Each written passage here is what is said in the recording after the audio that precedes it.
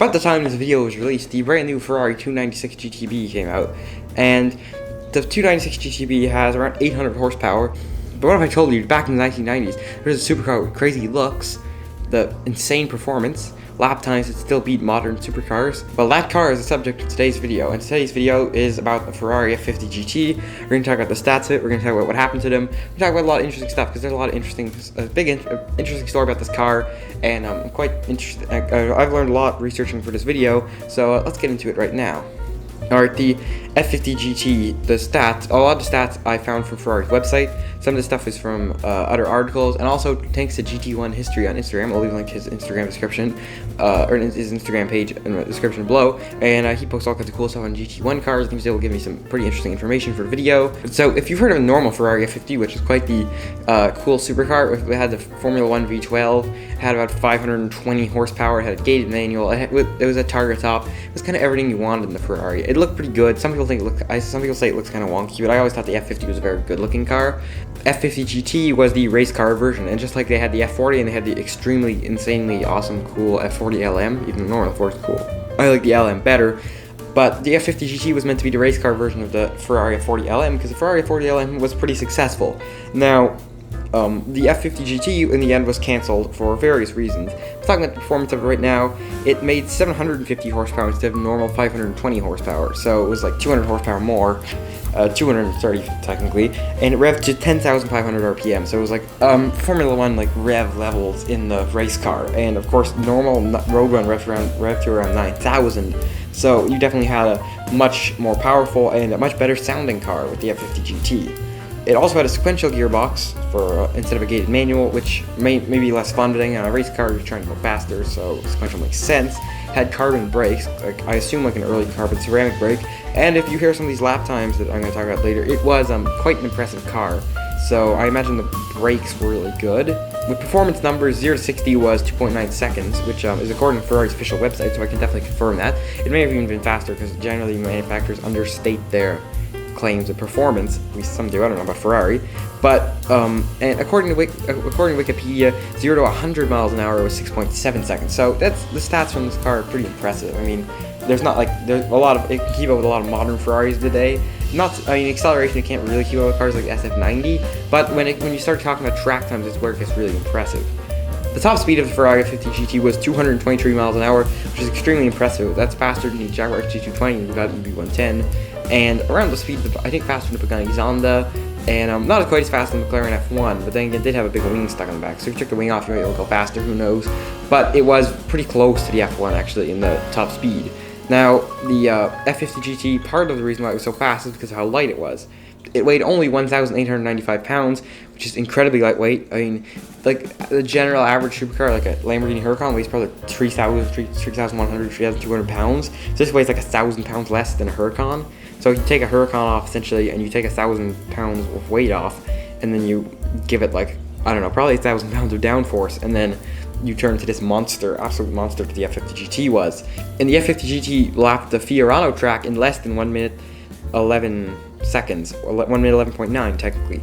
But that was the lap time for the Ferrari 323 SP, which was this prototype racer, and that's one of the most insane cars in the world. There isn't much else that matches up to the 323 SP in terms of like coolness. It's one of Ferrari's best sounding cars, maybe Ferrari's best sounding car. The F50 GT was supposedly between 1.5 and 3 seconds faster than the 323 SP. So to be 3 seconds faster than a full-on prototype car on a racetrack is insanely impressive.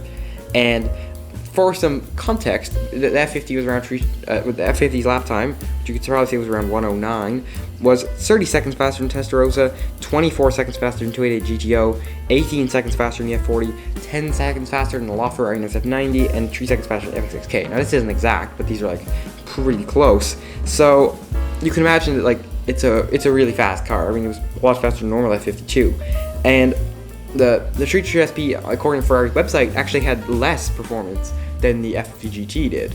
Now you have to talk about what happened to them, because essentially what happened to these cars is kind of disappointing. The Ferrari canceled the program because they were upset that companies like Mercedes and Porsche were allowed to make the 911 GT1 Evo and the CLK GTR and other cars that were supposedly, the Ferrari said were given advantage. They wanted to ban 911 GT1 from racing, but the FIA said no, and they kept on with they quit the F50 GT program. Now, another reason people say is because Michael Schumacher just got an F1 and that they want to spend money on it or whatever, but some people say it's not very likely. But regardless, Ferrari quit the project, and they had 6 chassis.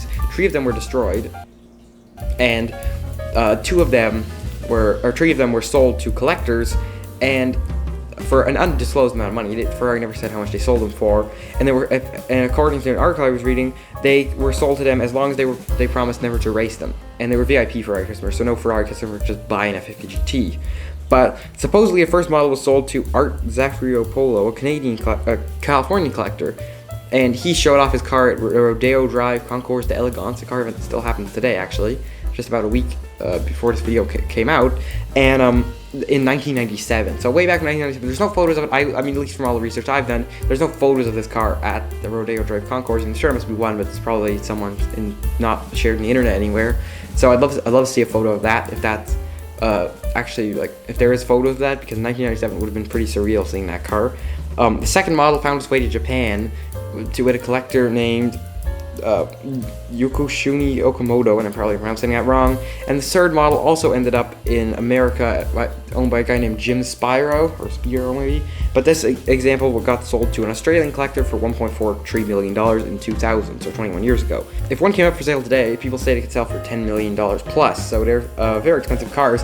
And that's not surprising, because the F50 GT probably would not have been appreciated that much all the way back in 2000. It's not surprising to me now that it's worth that much now. I mean, this is probably, in my opinion, Ferrari's greatest ever road car, or greatest ever car. I mean, I shouldn't say road car, because it wasn't a road car. Probably Ferrari's the greatest ever car, but I don't want anyone to like type in the comments and get upset about me saying that, because I think that's just my opinion on the Ferrari. I think people could argue about that for years if they really wanted to, which one was the best. But there are the thing is, now we have to talk about like the car being seen, because like there was one at the Rodeo Drive Concours in 2014. It's been seen in Monterey, California for Monterey Car Week several times. I'm assuming it's serial number 001, the one sold to Art Zafriopolo, that is the one that's still being driven around, that's still being shown off. I think I'm guessing he still owns it. But there's also, they've been seen at several car events. There are photos of the car at Laguna Seca, but there is no video, and there's no lap time. There's none. I looked it up, and confusingly, there are plenty of photos, but there's no video. There is no video of this car lapping Laguna Seca. I don't know why no one recorded. I don't know if you can't bring cameras to Laguna Seca. I thought you could, so I'm a little bit confused with that. But there is an onboard video on YouTube, this is maybe the most interesting part of the whole F50 GT story. There's an onboard video of this car on YouTube. And the funny thing with this car is that the car in the video has paddle shifters. It has a much more modern gauge cluster than you expect in the F50 GT.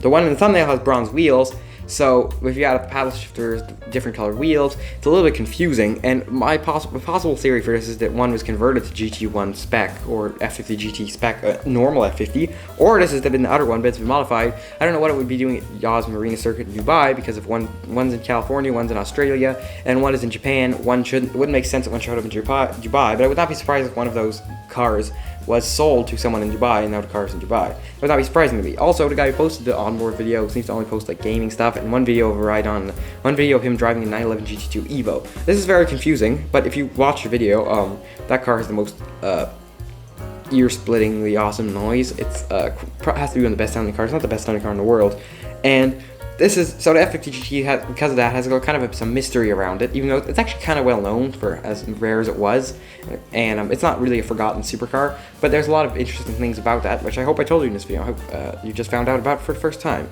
And so ends our story, and everyone lived happily ever after. That isn't actually true, but I hope you enjoyed this video anyway. And if you did enjoy this video, you can hit the like button, whatever, and I'll see you next time.